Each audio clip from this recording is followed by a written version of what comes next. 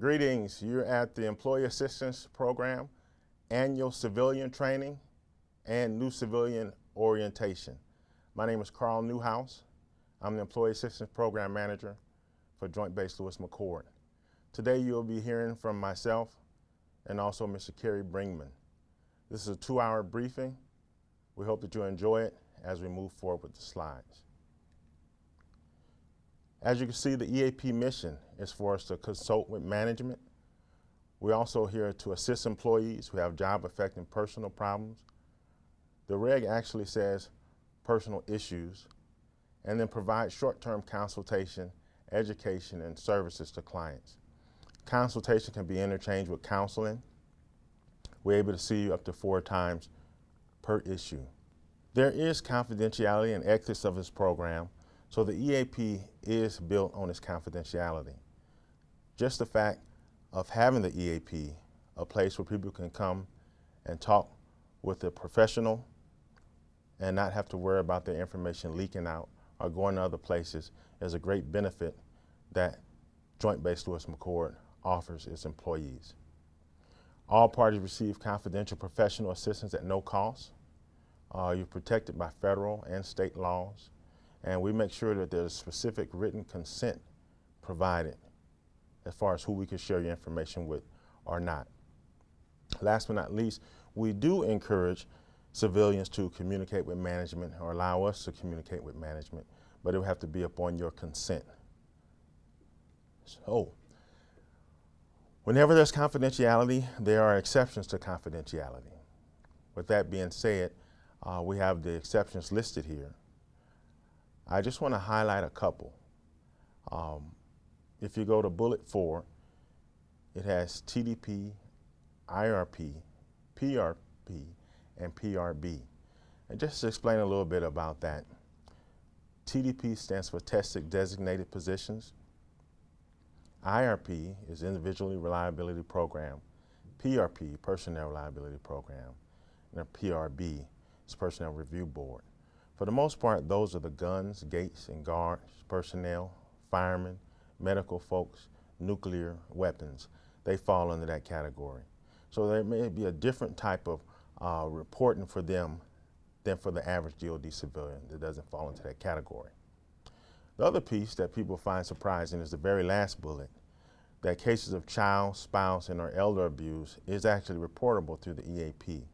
So if that is revealed, we would have to report for the safety of those of the Joint Base Lewis community. The EAP role in a nutshell. So program administration, we're actually credentialed through the Employee Assistance Professional Association, but we're paid by the Department of Defense. So you can say we have 2 bosses. We provide information referral and follow-up services. We do early intervention where there may be situations in the office where we encourage supervisors to touch base with us before an event gets to crisis level. We do screening and short-term counseling, as mentioned earlier. Supervisor-employee training, which we'll talk about a little bit later, and then supervisor consultation and workplace visits. So the benefits of the EAP. We have a slide here that talks about that a well-implemented EAP will provide a positive return on investment.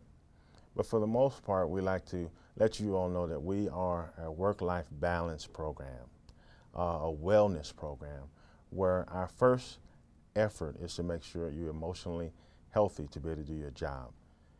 After that, we try to assist in other areas and provide support systems and put people and organizations in place that could be there for you. But we want to make sure that you're here and able to handle the mission at Joint Base Lewis McChord. You can see the nice young lady smiling at the bottom. That's where we always like to see our EAP clientele leave our office. EAP availability. So we have walk-ins or schedule appointments. We generally encourage people to schedule an appointment, as if you come for a walk-in and we have someone in the office, you may have to wait for a certain amount of time. So we're on Lewis, Maine, Monday through Friday. We're in the Army Substance Abuse Program building, building 2008B, off of 3rd and Pendleton on Lewis, Maine, room B110 and B111. On McCord Field, we're there on Tuesday, Thursday, in building 555, which is the CE building, Civil Engineers building. We're on the first floor. The rooms on McCord at this location are not numbered, so you would ask for the old First Sergeant's room, or you would be directed by the EAP signs. We're also on call on McCord Monday, Wednesday, Friday if there's a crisis event taking place. Last but not least, the EAP client hours are from 08 to 1500. So who's eligible for EAP services? As long as a person is 18 years and older and connected to a DEERS program, these are the people we can see. So family members of active duty service members, civilian managers and supervisors, which include Department of the Air Force, Department of the Army, and non-appropriated funds, family members of civilian employees, retired military personnel and their family members, and also active duty managers and supervisors for consultation only. One piece I'd like to point out is that for family members, there's not really a program out there that you could find where you see family members at no cost and they're able to come receive this benefit, a confidential benefit from a professional service, to where there is no insurance charge and they're able to come in and go without this information being reported for the active duty or retiree's record. So I just want to highlight that. As far as DoD employee participation, I'm going to actually read this slide because I want to make it crystal clear that excused absence as official duty time may be granted to permit an employee to attend the initial screening assessment session with the EAP in accordance with JBLM Regulation 690-20 and AFI 44-107. AFI stands for Air Force Instructions. So this is a joint-based program service in the Army and the Air Force. EAP participation is voluntary, although. So for this first visit, you would have to go through management in order to get a visit at no cost to you. Any other visits after that, you would have to either use a DANZA, your leave time, or some other time where you would have to take off to come see the EAP. Referral to the EAP cannot be mandated, but there's a couple of caveats to that. If a person finds themselves on a last chance agreement, or if a TDP, tested designated position, person who has come up positive for urinalysis, CPAC or CPO may have a little more teeth to refer you to the EAP program as your employment will be based upon that. So EAP client services. The EAP program was birthed out of the drug and alcohol movement. So most people see us as a drug and alcohol service, but we've actually morphed into being more than that. And in accordance with the reg, we're able to see people for other non-substance abuse related problems. So you see I have that highlighted there. At this point, ASAP is not seeing civilians or family members. We're actually referring them out to the community for services, and the EAP is a conduit for that, where we give you information, we do short-term counseling, we follow up with you, and we connect you to the best resource that's related to your insurance. So whether you have TRICARE, Blue Cross Blue Shield, GEHA, you name it, we're able to make the right connection with the least amount of expense out of your pocket to a community resource. So, EAP client services continued. I'll let you just scroll down and take a look at that.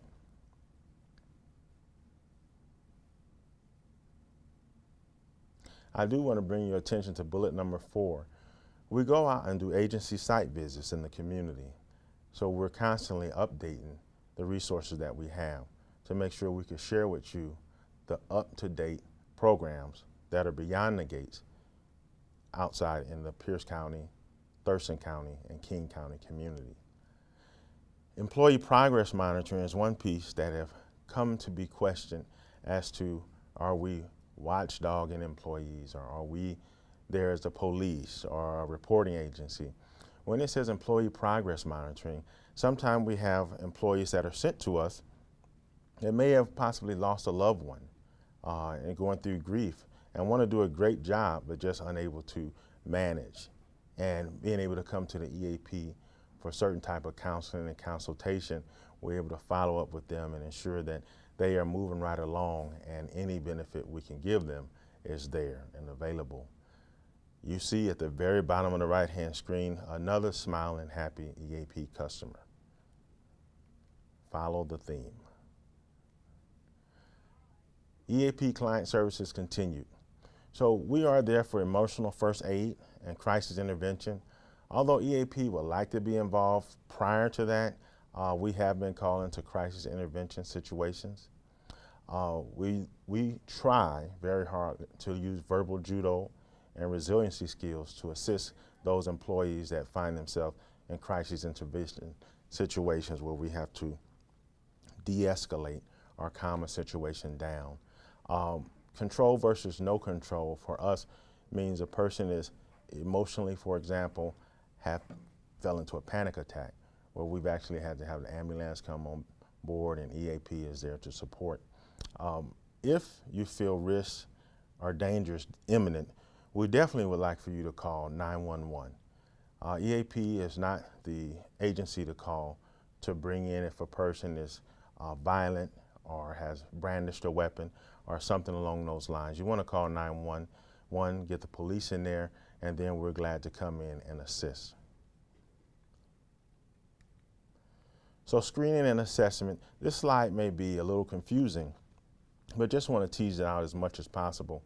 So we make sure we go over your limits of confidentiality before you present any information to us. So we have a sheet where we review your limits of confidentiality, and you're required to sign that, acknowledging that you understand what we have to report and not. So we don't do any surprises. We make sure people understand what's reportable and what's not. You see our critical concerns, and then at the very bottom, the DSM-5, we do not diagnose anybody in this office or label people. If they come there for assistance, we use the DSM-5 as a guide, which is a diagnostic statistical manual, and we use that in order to refer people for further assessment or assistance in the community. If we refer you out from the EAP office, if there's a cost associated, that would be up to the client to be billed by insurance or to pay out of pocket. Although the EAP services are at no cost, it's a free benefit. Anywhere we refer you, if they have a cost associated, that would be your responsibility. So screening and assessment continued. You see a few bullets there. The one I'll just point out that makes sense for us is precipitating events. We like to be able to know what led up to the level of an inter-office conflict to where employees just can't get along. Whether there was confusion when they first started, or they entered a new workplace culture where they wasn't familiar with that, or what have you. We like to know what's the basis of this relationship issue so we can be able to support the best way we can. So here are the EAP key areas of concern. And somebody might ask, why does EAP have key areas of concern? Isn't everybody's issue important? And the answer to that is yes. Although, with that being said, we do have some areas that we like to keep an eye on. And I'll read these one at a time. Alcohol and other drug abuse, stress, job or home related, homicidal, suicidal ideations, death, dying, and loss and grief, anger, depression, anxiety, etc., marital and family discord. One thing I'll point out about marital and family discord is that for several years, that's been one of the top 3 remaining issues for suicidal ideation. So we want to keep our eyes on that.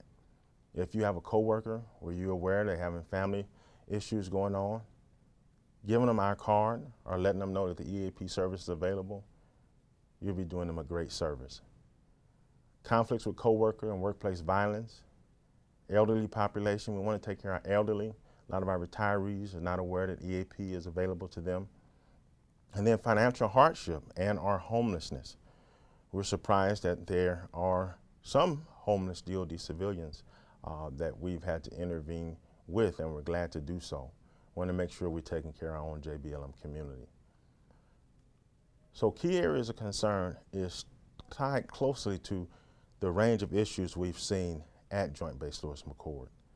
I'll give you a chance to scroll through the issues that's been seen. There's various issues that's there. And I'd like to bring us to the first and last bullet: stress, anger, and coworker conflict in the workplace. Stress and anxiety has been a key area we've been focusing on with DoD civilians. It's sort of obvious that, you know, we're being asked to do more with less, and that's the culture we're living in. So having a place to come where you can get resiliency skills, being able to bounce back, and somewhere where you can just emote or release your feelings is the best resource we have out there right now. Illicit drug use, misuse of prescription medications, and alcohol abuse is a serious issue amongst all the populations that we serve, not just the DoD civilians. So misuse of prescription medications, what would that look like? Or what could that look like? I'll give you time to think. Misuse of prescriptions could look like this. You have a prescription in there, it's 4, 5 years old, or maybe just out of date. It has your name on it, right? It was prescribed by your doctor. You got it from your pharmacy, although it's out of date. Another example, you're not feeling well, you go to a friend of yours or a coworker and you explain that to them, and they offer you one of their prescription drugs. Or for those that are entrepreneurs, maybe they might want to sell you some of their prescription drugs. All of those are the wrong answer, and we just want to make sure civilians are aware of that. One other piece I'll add to the very bottom of that you don't see is marijuana. Although recreational and medicinal marijuana may be prescribed and used off this post, it's not allowed on Joint Base Lewis McChord as a federal installation. That does not just go for active duty.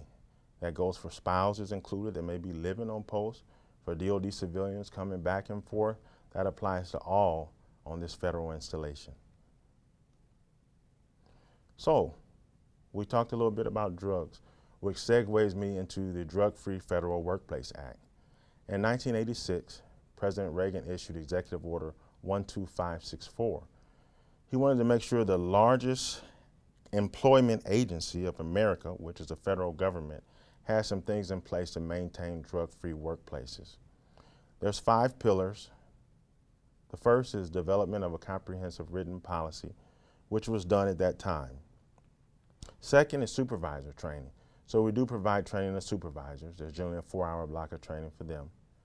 Employee education. For those who's concerned, why are we here watching this video? Why are we going through this training? It's part of the executive order to make sure you're aware of not only your benefits, but some pitfalls that's out there. Availability of employee assistance program. That's myself, employee assistance program manager, and also employee assistance program specialist. Identification of illegal drug users, including drug testing on a controlled and carefully monitored basis, is a piece we'll get into a little bit later. Okay, so just a little more on the Drug-Free Workplace Act. We see the executive order once again, but it's designed to keep drugs out of the workplace and protect our worker, customers, family members, and all from danger. Individuals who believe they have a drug problem are encouraged to seek counseling and or referral services by contacting the EAP. Again, if you're not in a TDP status, if you show up at the EAP for services, our goal is to get you the services you need. For those that do find themselves in a TDP status, there's also support for you, but there's other reporting requirements that goes along with that as well. So Army Regulation 600-85, Chapter 1, just sort of talks about the Army's mission as it relates to values, ethos, and drugs and alcohol. Because we're a joint base, we also have Air Force instructions.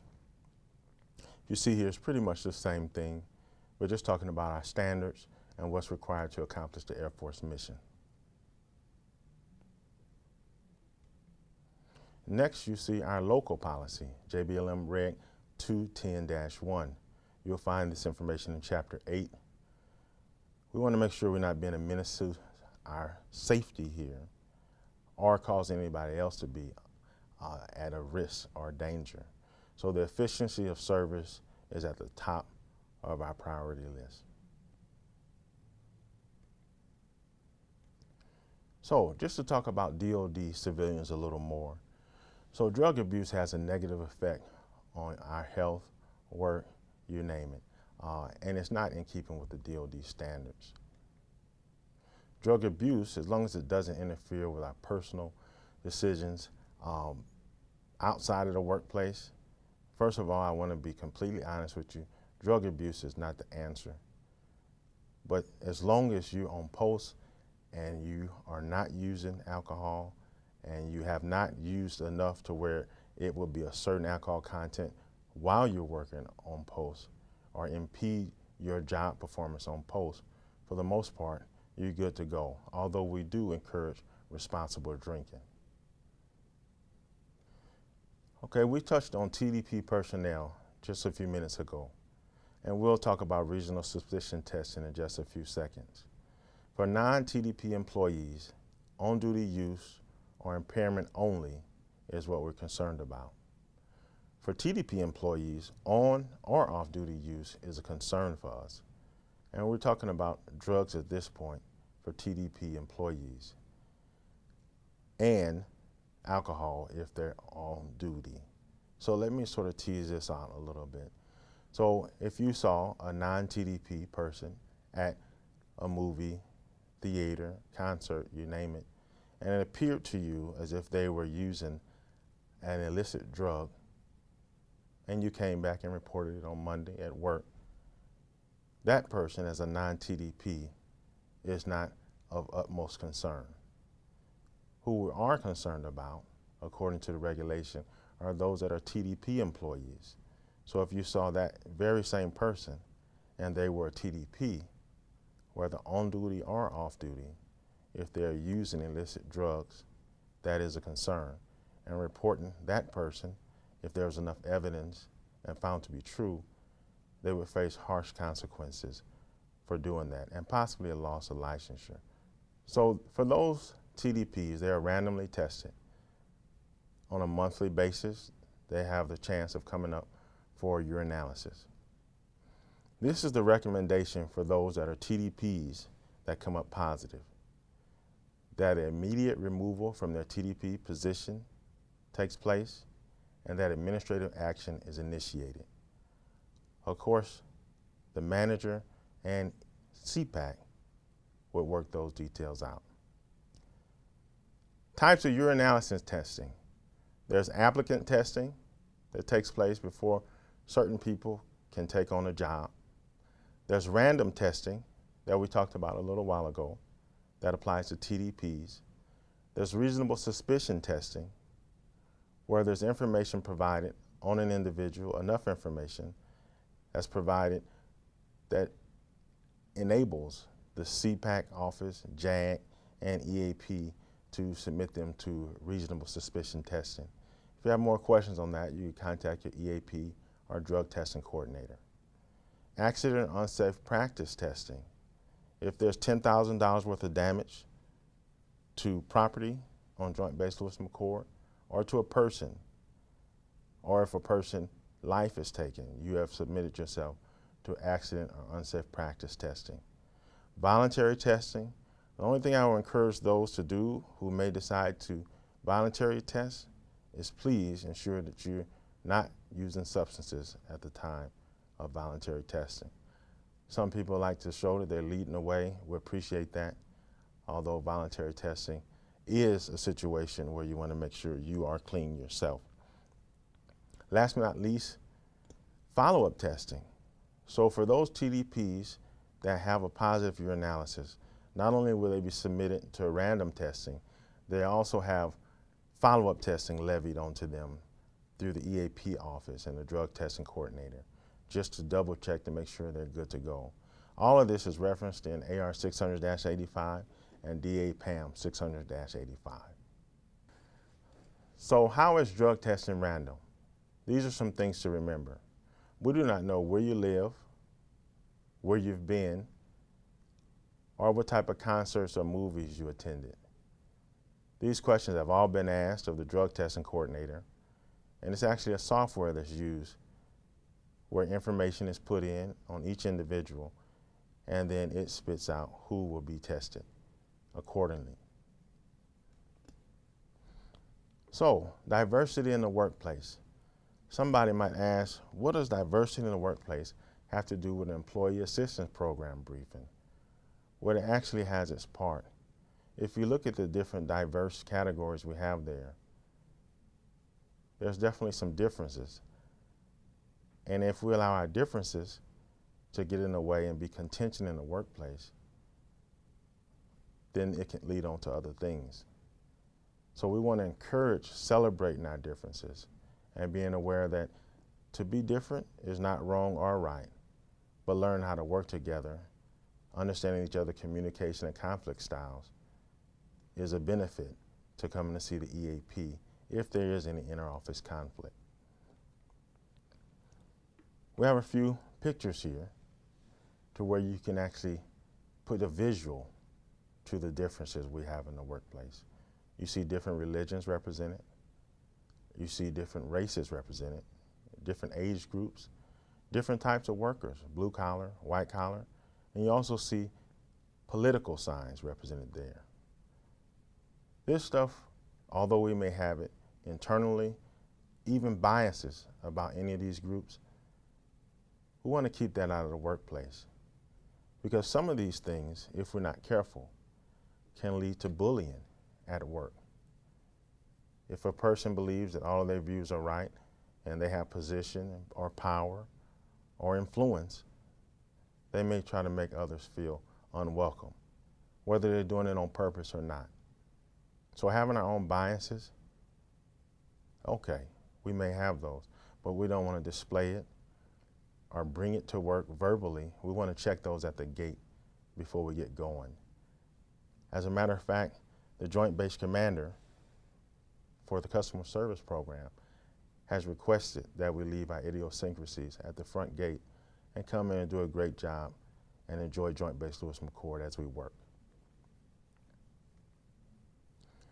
So just to tease out the workplace violence policy, which is the Joint Base Lewis Reg 690-13, I'll give you a chance to read it.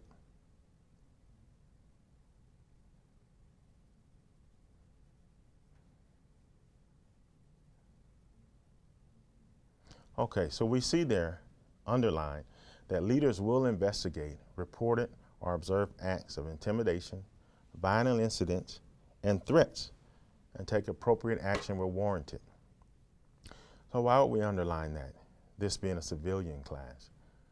We want to make sure that you are aware that you want to document any information that took place if you're feeling threatened or intimidated in the workplace. If you feel like it's your supervisor, you want to make sure you use your chain of command and escalate that. But again, if you didn't document it, it didn't happen. And many times you want to document it via email so you have a trail of information that was sent up. Very important piece. So workplace violence defined. I'll give you the opportunity to read this as well, but let's take a look at bullet number 1. Whether it occurs on JBLM premises or elsewhere, if we could tie any workplace violence back to this installation, a claim can be filed. So please be sure that you don't have the idea, or coworkers have the idea, that they could take advantage, abuse, or expose violence to another coworker off of this installation and assume that it's an isolated event. So what is a weapon? Few of us have our ideas of a weapon. You see a gun at the very bottom. Although a weapon can be an ink pen, keys, or any other object that's presented in a threatening manner. So we want to make sure we're aware of how we present ourselves if situations are escalating, and what we have in our hands. Sometimes just our body language can be viewed as intimidating. Being aware again that that could be a claim submitted as workplace violence if a person is feeling intimidated by you or a coworker or even a supervisor. So what's the employee response? Do we take off running if a workplace violence event takes place? Hopefully not, until we do a few things. We want to observe, notice, and report. So the first two words sound pretty much as the same thing. But this guidance was put out by the DoD Defense Civilian Personnel Advisory Service and also the Domestic Violence Education Program. That sort of spells it out like this. Observance is more so just aware of your surroundings. I know the ambiance in this room. I know what's in front of me, what's on the side of me, what's behind me. Just observing. Noticing is when I hone in. I pay close attention to an individual that may be doing something that's outside of their character. It's not their baseline. Tuning into that is not only the supervisor's responsibility, it's also ours as coworkers in the workplace. And then reporting. Sometimes we may find that hard to do. We may want to be a battle buddy or a wingman and not want to report things. But as far as the safety of the entire workplace, we want to make sure we do the right thing. And sometimes you talking to a coworker may not suffice.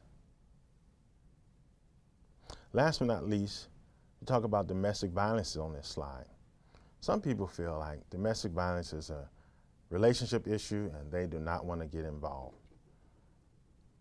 Well, I'd like for you to keep in mind that although some may feel like it's not my issue, they're adults, they can figure it out, or if the person really wanted help, they would call. You'd have to put yourself in someone else's shoes and think about if you was too afraid to make that call or seek help, would you want somebody to report that issue for you? We've seen at many installations how relationships have taken things into a workplace violence scenario.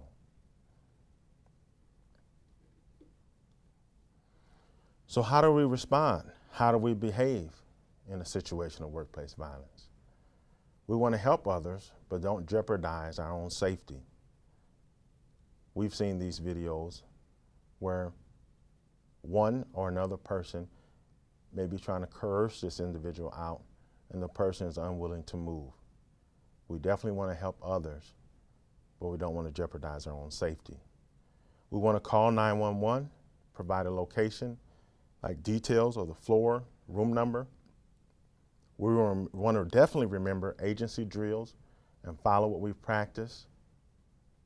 We want to follow procedures for evacuation, shelter in place, and communication. Somebody may ask, what is shelter in place? It's a location where we know to rally up or go in the case of an event like this happens. Lastly, look to your emergency response safety team for leadership and guidance on the next step. Touch base with your supervisors regarding who this team might be. So here are the EAP referral sources.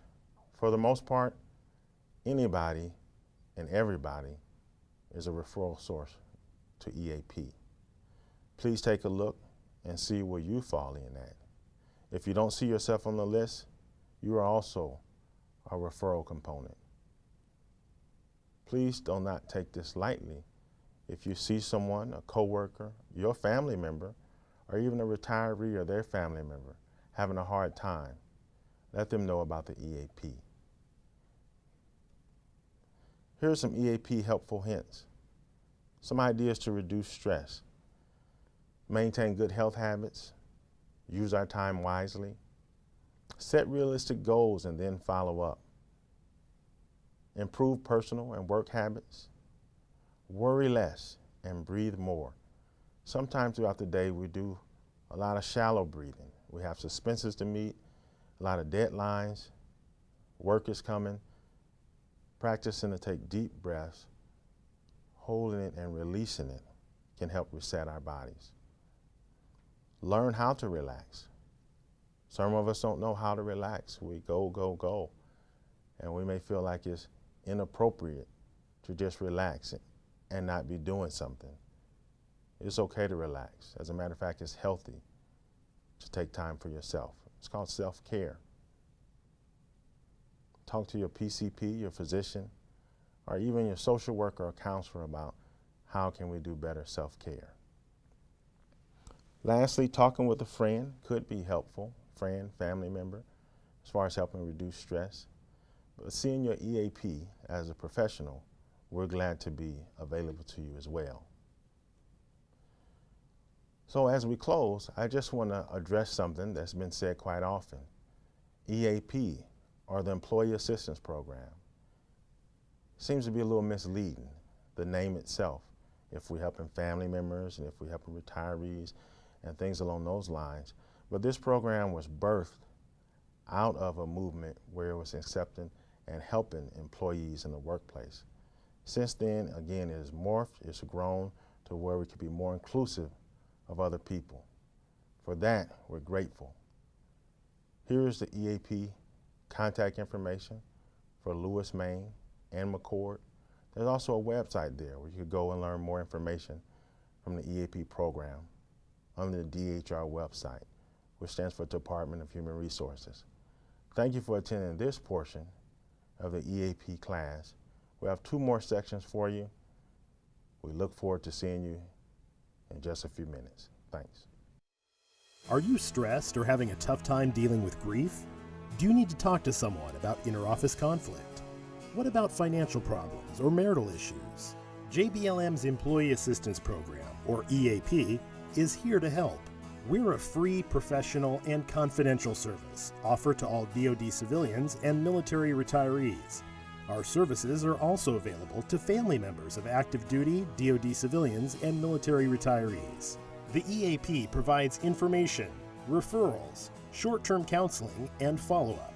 If you're dealing with personal matters that might be affecting your job performance or quality of life, give us a call. 967-1412 on JBLM Maine or at McCord Field 982-5815. The EAP at Joint Base Lewis McCord. We're here to help.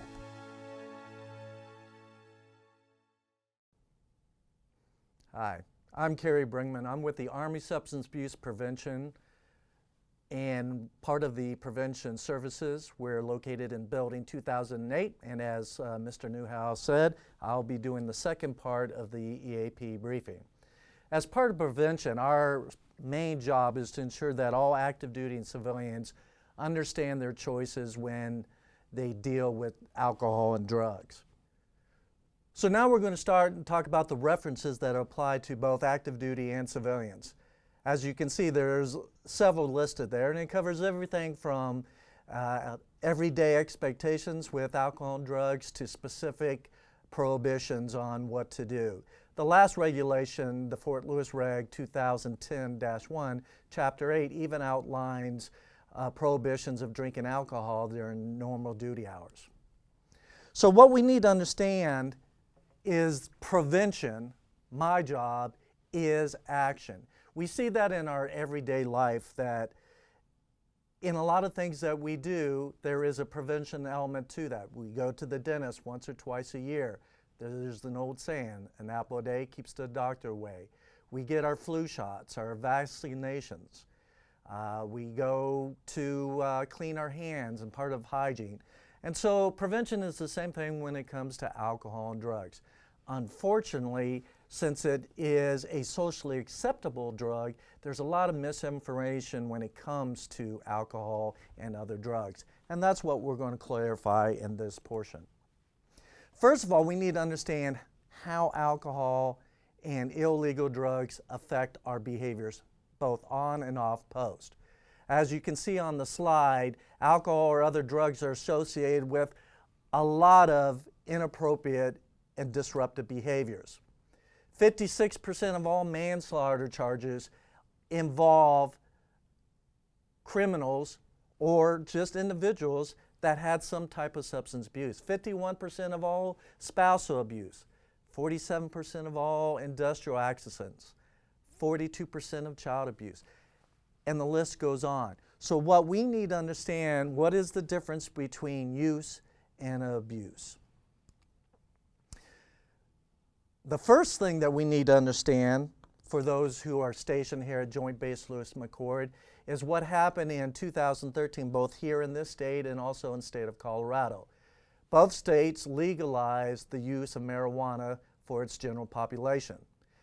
This is a little bit of misinformation for the employees, both active duty and civilians here on post.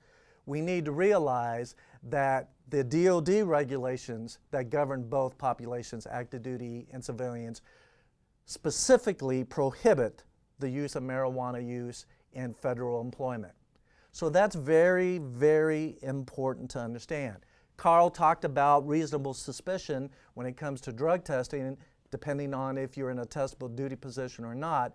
But if they find out that you have been ingesting marijuana, for instance, you were charged with a crime off post, or somehow it was identified through random drug testing here on post, your employment would be severely limited and possibly even you would be removed from your position.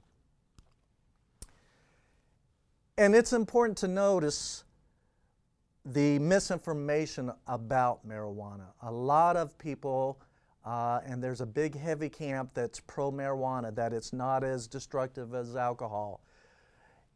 And we hear this misinformation, and then since there isn't as many medical studies as alcohol, and the main reason for that is marijuana was illegal in all 50 states until last year, where alcohol has been legalized since the end of Prohibition, there's a lot less studies that people can point to. But we know statistically from a law enforcement point of view that marijuana, the car, is the second most common place for people to smoke pot. So you don't see too many people drinking and driving, thank goodness, even though it does happen. But people smoking marijuana or smoking and then getting into the car is the second most common place to use this drug. That's a concern not only for that member, but everyone who drives around them. So Washington State really needs to have people understand that it still upholds the right to regulate the possession of marijuana to ounce or less for only those adults over 21. Anyone under 21, it is still illegal. But even though that Colorado and Washington has passed marijuana, we need to understand that it is still illegal under federal statutes, and that includes all military bases. So, and the law that was passed in 2013 still forbids smoking in public, which remains punishable by fines like drinking in public. So there's a lot of limitations with marijuana use. Now the Army goes beyond what the state identified with marijuana, and the Army as a department has documented prohibited substances. And in a policy statement, which is now 19, it states that any unlawful prohibited substances are unlawful and criminal offenses for any person that possess or attempt to possess or take under his or her control, knowingly breathe, inhale, and smoke or otherwise ingest. And here's the important thing, and it's bolded on your slides: any substance with the intent to induce intoxication, excitement, or stupefaction of the central nervous system. So back in the day, people say, well, I didn't know that this was illegal. I didn't know this was wrong. The bottom line is the Army is publicly stated that it doesn't matter what your intentions were, other than if you knowingly tried this substance, even though it hasn't been specifically prohibited, the knowingly use to cause central nervous stupefaction is prohibited.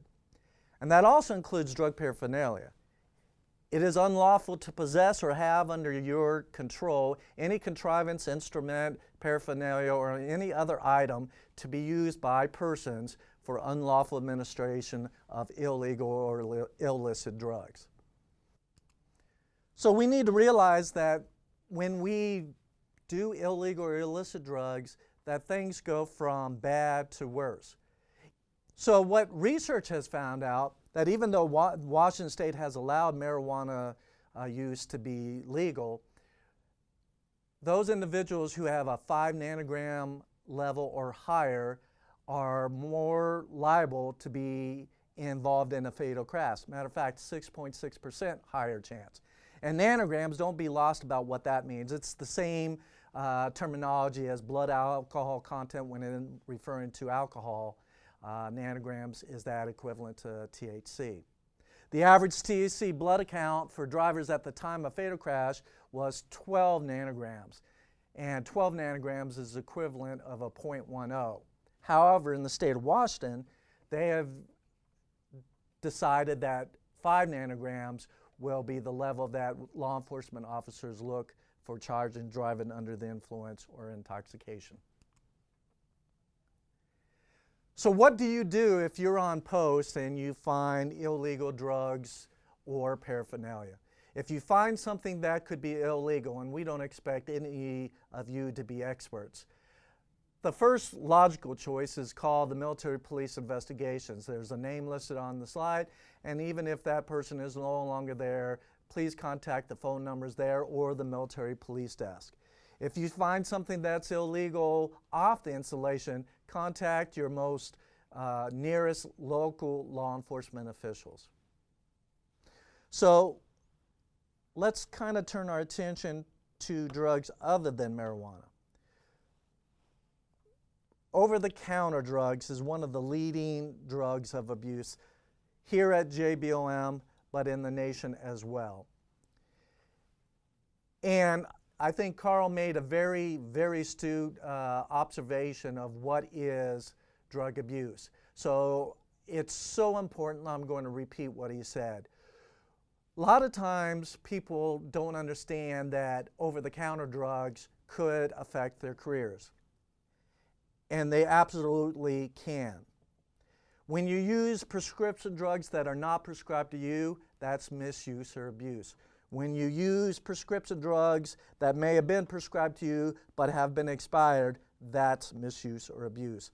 When you use prescription drugs that are prescribed to you but in larger amounts than prescribed, that could be use and abuse. A lot of those areas catch people by surprise, so I want to be very clear to re-echo what Mr. Newhouse said in his portion. Legal drugs most often abused are connected with the relief of pain, sleep, and anxiety conditions. And so a lot of times people aren't even using it for that stupefaction or stupefaction of the central nervous system. They're using it as a way to relieve pain, but that still can affect their careers in negative ways. What about some other non-scheduled drugs that could be procured over the counter or on the internet? Salvia dolorum, spice, bath salts. Air Force Instruction 44-120, Army Regulation 685, and numerous ALARACs talk about the prohibition of any drugs that causes that central nervous system stupefaction, even if it doesn't mention by the name. And for those who don't know, salvia is just a herbal drug that comes from Central America. Spice is basically potpourri, and bath salts is plant fertilizer. And all these have been enhanced with synthesized cannabis that are at a very potent level that cause all kinds of severe reactions. So even if it may not be detected in a test, which all these drugs are tested nowadays, the possession of this is going to cause the same effect. Inhaling household chemicals, paints, glues, the whipping cream, certain whipping creams, amyl nitrate, nitrous oxide, certain markers. This is all illegal and prohibited. And as someone who's been in the field of substance abuse for over 20 years, this is an area of special concern for me because I have seen death occurred to people doing this. These chemicals, these solvents, a lot of people say, well, it's not heroin, it's not cocaine, so it can't be that bad. These are some of the more destructive substances that our kids and our youths and the young people can reach out and obtain. These are all prohibited as civilians and active duty members, and more importantly, very damaging to the brain, and more often than not can include up to death as a side result. So let's talk about the most common drug that is prescribed or at least sold, and that's alcohol. It's one of the most addictive drugs out there, and it's very important that we understand what our obligations on and off post.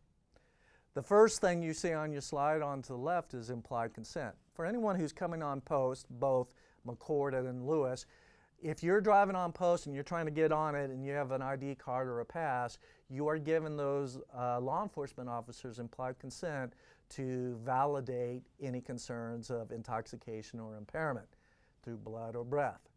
If you're driving on the highways and byways of the state, you're giving local law enforcement that same implied consent.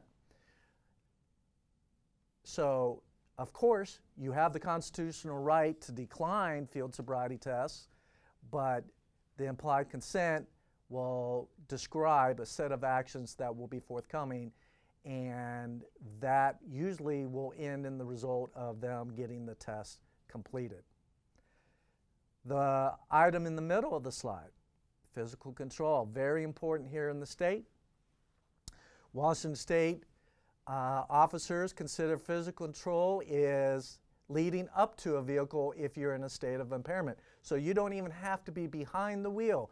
You don't even have to have the car on, and you still can get charged with physical control. Open container involves any type of alcohol that has the seal not intact.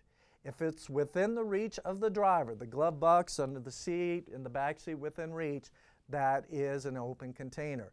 Best thing to do is not to open the seal of any alcoholic beverage, and if the seal is open, get it as far out of reach, i.e. the trunk, as possible. One thing that we need to understand, that a 6-pack of beer with 1 or more beers out of it, even though that those beers may have been removed a week before being stopped by the cops don't know that. Law enforcement will look at those 6-pack, 12-pack, a case, look at the missing containers, and you can be charged as an open container. Now, the drinking limit on and off post is 0.08. Who knows how many drinks that is? That differs from people, sex, the amount of day, the amount of water weight that you have, your dehydration, sleep, stress, a lot of different factors. But 0.08 is the limit. Now, for those people who work on post, 0.05 is the amount of alcohol that's allowed to be in your system during duty hours. And then again, I mentioned the regulation at the beginning that states that no alcohol beverage is allowed to be consumed during normal post-duty hours. So as a part of prevention, we try to educate both the civilian and active duty forces as much as possible, while the nation in their drug-free workforce implementation does the same thing. There are several Army-wide campaigns. First of all, there's 2 months that are very important in substance abuse prevention. April and October. They are Alcohol Awareness Month in April. We do a campaign, is the Drug Take Back campaign.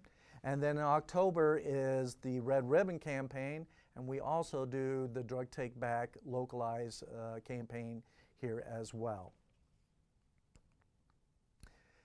So if you have any questions with prevention, we are located in building 2008. You'll see the phone numbers listed on your slides. We can assist you in most areas in suicide prevention, risk reduction, drug testing questions, as well as any counseling concerns that you may have for yourself, colleagues, or family members. Thank you, and I will now turn it back over to Mr. Newhouse, who will finish the third phase of this briefing. Good afternoon, everybody. We're back for the final portion of the EAP briefing. As you see before you, it's called Working Together to Prevent Suicide. We're going to take our time with. This is a very important subject.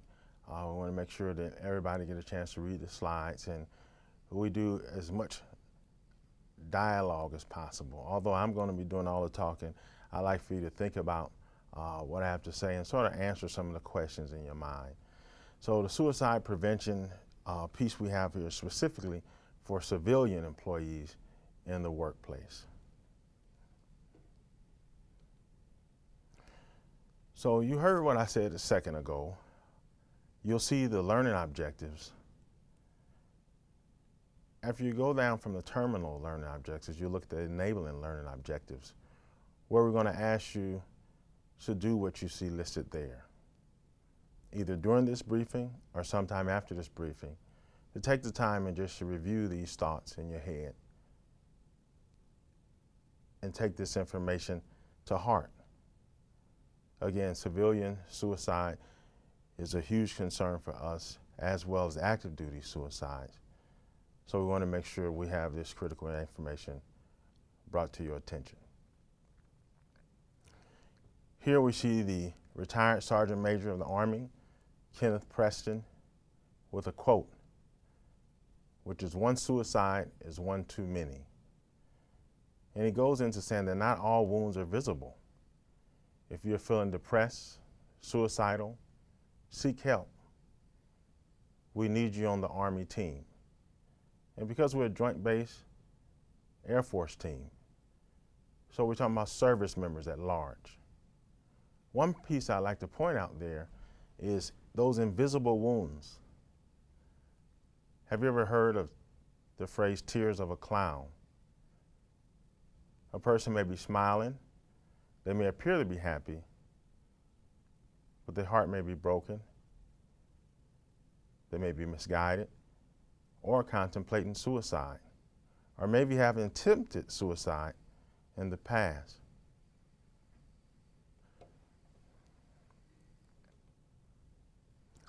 So who dies from suicide? It's a great question. Some may have certain ideas as far as people may be weak or don't have a strong will. But in this class, we're going to sort of dig into that and try to get rid of those labels as far as people that may be suicidal. So we'll read each slide in detail and sort of hopefully stir up some conversation within yourselves. So suicide was the 11th leading cause of death, accounting for 1.4% of all deaths in the United States. As for men, it represents 78.8% of all U.S. suicides. Complete suicides was 4 times the rate of females.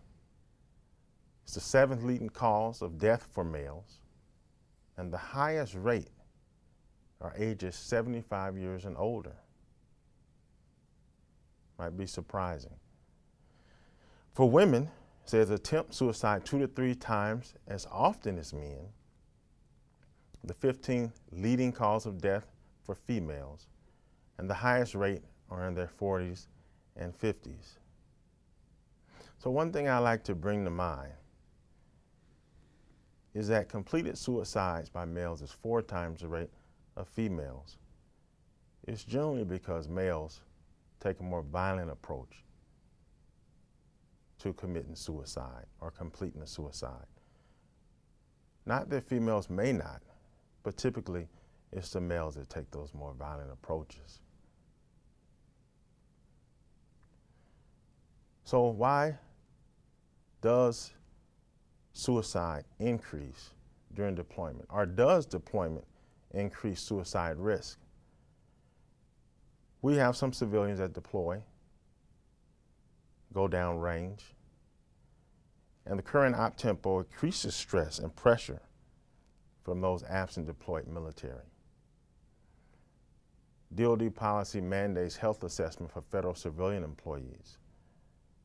Some people may feel that's overkill, but in us wanting to maintain our DoD civilian force, making sure we're emotionally healthy is again a priority. So, are some civilians at greater risk? Here we see a first sergeant retired. Of course, he's a veteran, and he's a person that suffers from PTSD. You know, we hear many people may say, I don't want to go and reveal that I'm having anxiety or stressors or that I've been diagnosed with PTSD. And this sometimes is amongst leadership because of the stigma that's tied to it. But here we have a first sergeant that's dealing with that very thing. And veterans in the U.S., which are 22% of civilian employees, have veteran preference. Although veterans are twice as likely to die of suicide compared to non-veterans in the United States. So that first sergeant is someone we would definitely be concerned about. Disability status. 6.9% of civilian employees have disabilities. Just to point out again, there could be external disabilities, which are visible, but then also there's invisible wounds as well that we want to be aware of. So veterans with activity limitations were at a greater risk for completing suicide, for just the fact of being or not being able to do what they used to do in the past, or feeling worthless, or that they don't meet up. We've heard several stories like that, where it leads to some having suicidal ideations. Lastly, these are the age groups for civilian personnel. So DoD civilian employees, average is 46.8. The age is high risk for females.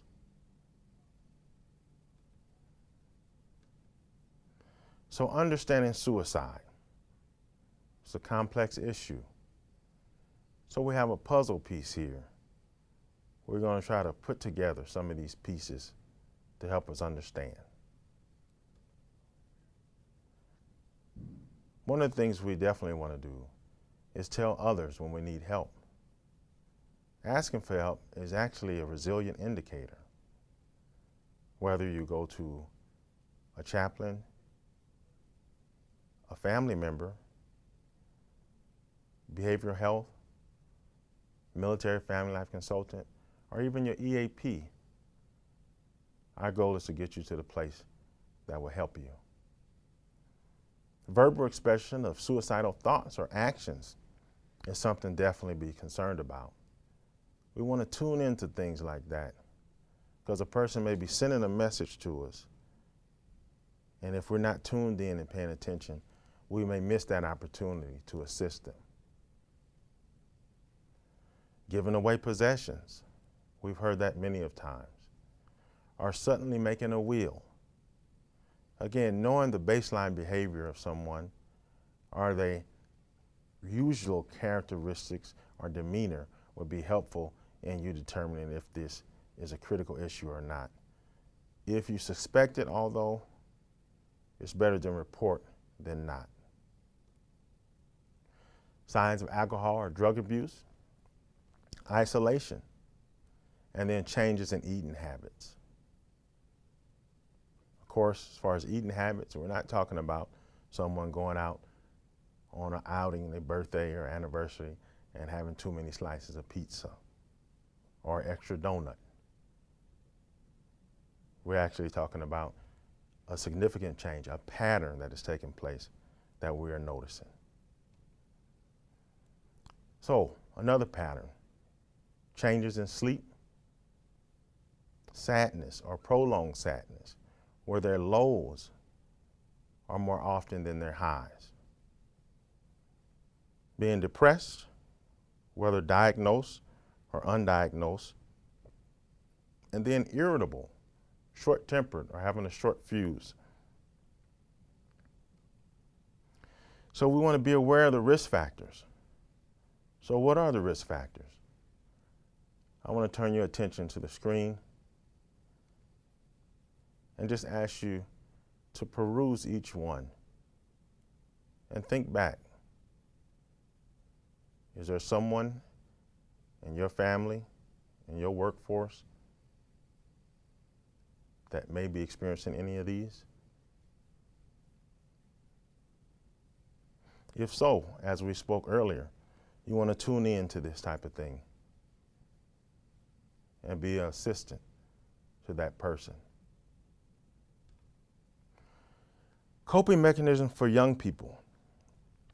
This is amazing in a disappointing way. Suicide is the third leading cause of death for young people ages 15 to 24. That statistic has been around for a while. You know, sometimes we may think, or I've heard people say, what do young people have to worry about? What type of problems do they really have? Well, obviously, from these statistics, we see that they have their own problems as well. And they're serious enough to where they're thinking about taking their life and even follow through with the suicide. So let's be in tune with our young people. These are some resilient strategies. Talking to others, sports, drawing, journaling, reassurance, fun outings, church, school activities. You know, these are reducing risk factors. You look on the other side, negative strategies, not talking, withdrawing, drastic mood changes, self-injury behaviors, whether they're cutting, taking risky behaviors. What you don't see in there is even promiscuity, not practicing safe sex, or just being out there doing things that they know is risky behavior. Let's take a look at that again. Talking to others. Some may feel that that's being weak or a weak characteristic to go talk to others or share problems. Whether it's from their military background or cultural belief or what have you, that's actually a resilient indicator to be able to talk to someone else, to reach out and speak to someone else. Drawing and journaling. Sometimes when we take a pen to our emotions and begin to write down things, we pull out things that we didn't even know was there. So taking that opportunity to just sit in a quiet space, reflect on some of the things you may be feeling, and then write them out could be helpful. It doesn't have to be fancy or anything along those lines. Just putting down the things that come to your mind, even if you put them in bullet format. Reassurance, fun outings. You want to be around people who reassure you, who build you up and not tear you down. And having your religious activities, school activities, you name it, something that does the same thing we're just talking about. Lifts you up, encourages you, make you feel good about who you are. And of course, we're talking about positive, responsible activities here. Last but not least, if you look at the very bottom of the screen, parents can reduce the risk factors in the lives of your children or in our children. So we have a very huge responsibility, not only to be parents, but to be in tune, be aware, checking in with our children, because we can very well save their life just by communicating with them. So what to do as a coworker or a supervisor? I'd like for you to take a look at each bullet and think about, how can you be a part of the solution? How can you positively impact another person? Here are suggestions, here are recommendations that we can all use to be helpful.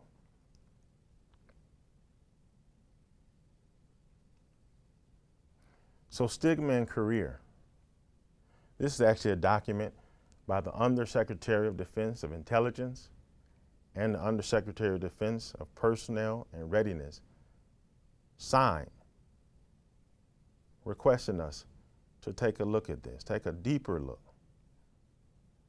I'll give you a chance to read this.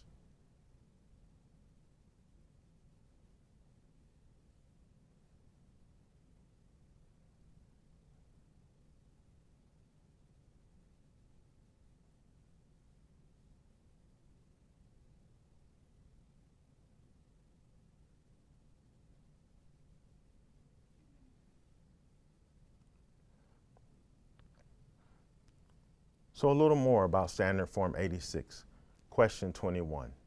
It's a revised version of February 2008, dealing with stigma and career again. Going to mental health counseling on its own is not a reason to revoke or deny a person's clearance. So please take a look at this. Be aware of your rights. Investigate. That's all a part of being a resilient person.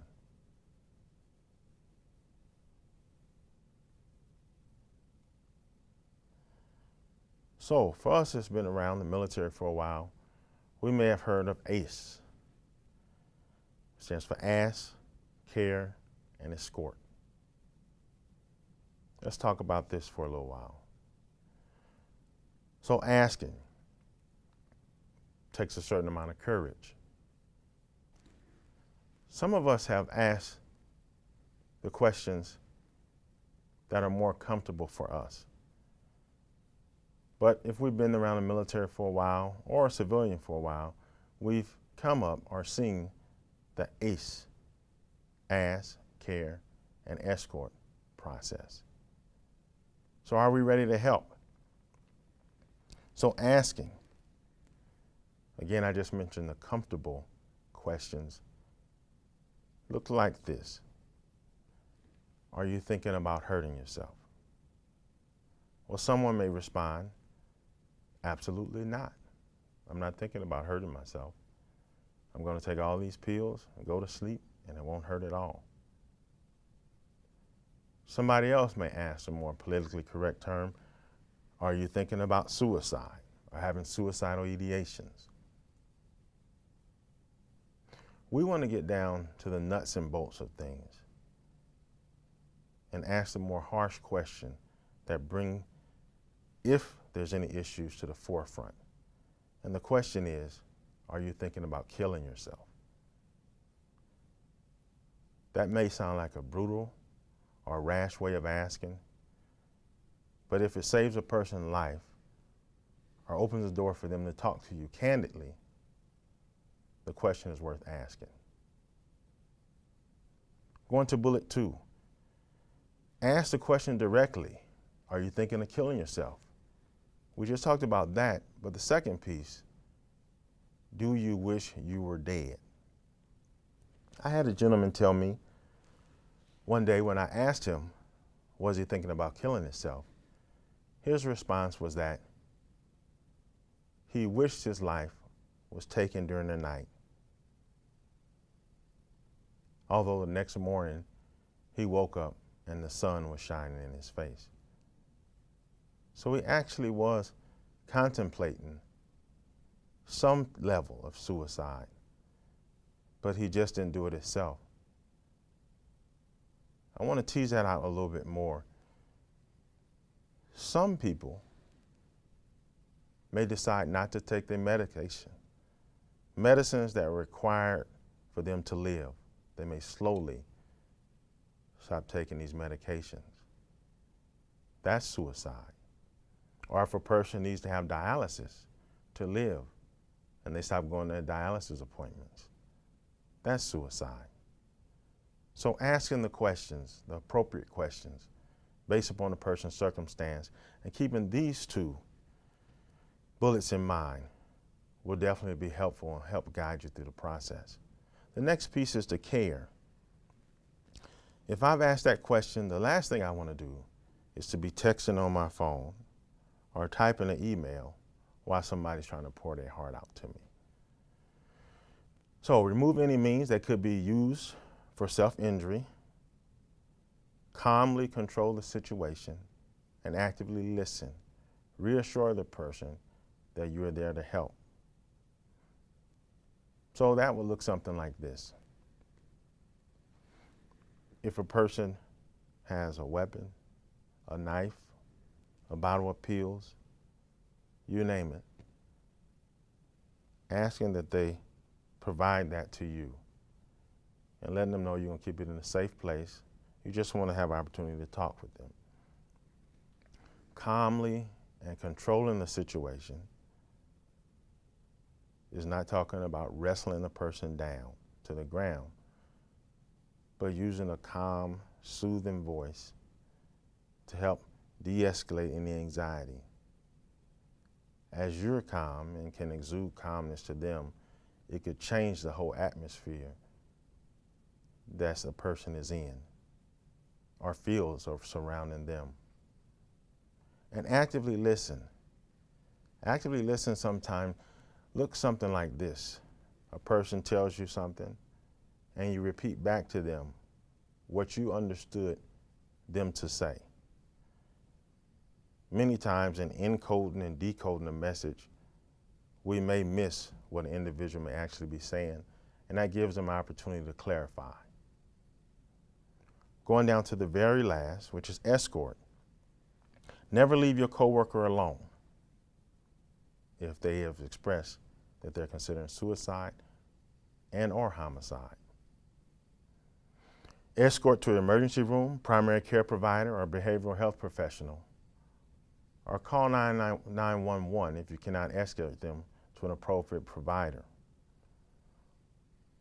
One other option you have is to take them to a supervisor. If you're getting off from work and you don't have the time to really delve into it, get them to a supervisor. Pass off a warm handoff to someone else to make sure they feel cared for and that they get to the right place. This is a very tough one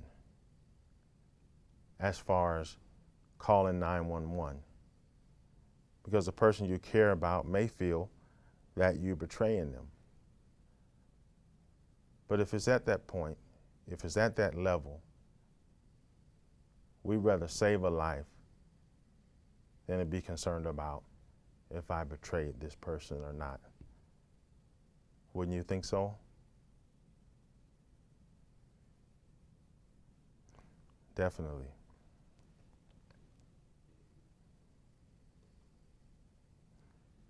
So, some of us as DoD civilians, we serve soldiers. So it makes sense for us to have resources for soldiers on board.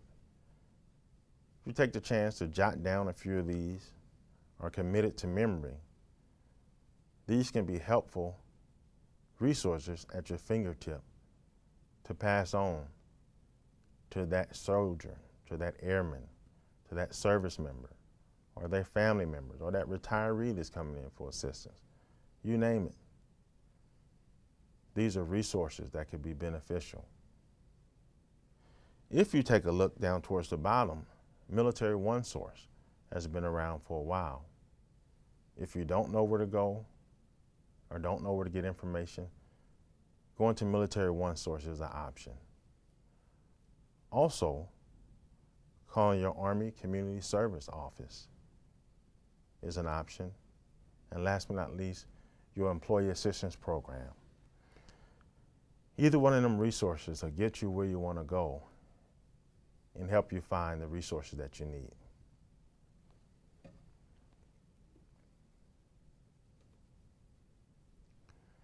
So, we're talking about civilians. So on the left-hand side, we see personal counseling agencies or services. I'm going to read each one. Family Life Chaplains, Army Community Services, Medical Service via the emergency room, Marriage and Family Counselors, which also military family life consultants can fill that role, school counselors, the Army Substance Abuse Program, which actually the Employee Assistance Program, we fall under the ASAP program. And then finally, Career Equal Employment Program. And then we have our general resources to the right. Again, we see Military One Source is at the very top.